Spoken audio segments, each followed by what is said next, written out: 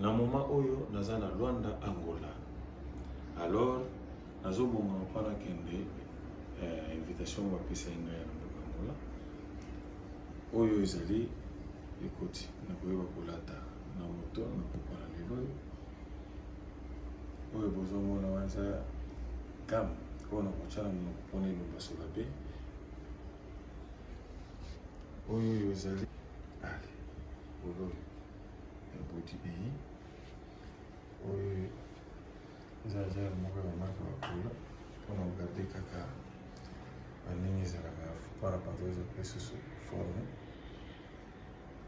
nzete komoni wana mbiolongo basongeli ngala etobimi kuna oyo eza ba accessoire na kobeta na kingo pate wana kobeta pembe na olata bachaussette ya pembe na noir sandale na ngai na kobeta yango wana pati na kobeta yango oyo toujours voilà chemise amona na likolo oyo eza bamalasi oyo asangisaka na nzoto voilà na kotanga kombo te mpona pipi ale oyo ezali phone nazo utilize na mboka Luanda oyo ezali petit code oyo esimbamaka na maboko kama passeport billet ndenge ezala ndenge kaka ya kilelo oyo bomoni wana kama petit vaseline nsomba yango na Londres 50 pi mpona kaka mbeko esala bien voilà comme événement yango ya lelo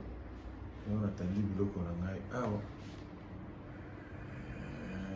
yoka ngai voilà voilà voilà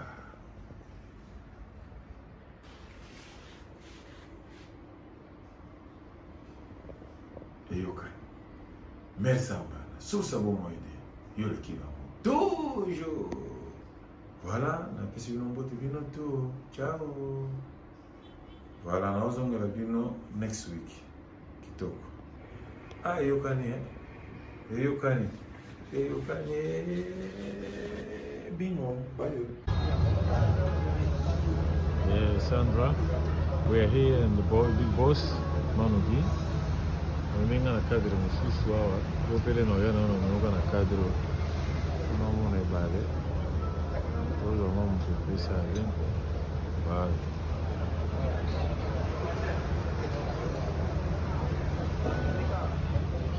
Vidéo. Tasali masolo oyo e baloba ke les fraudes ye vraiment na toujours wana ta to le masolo ezali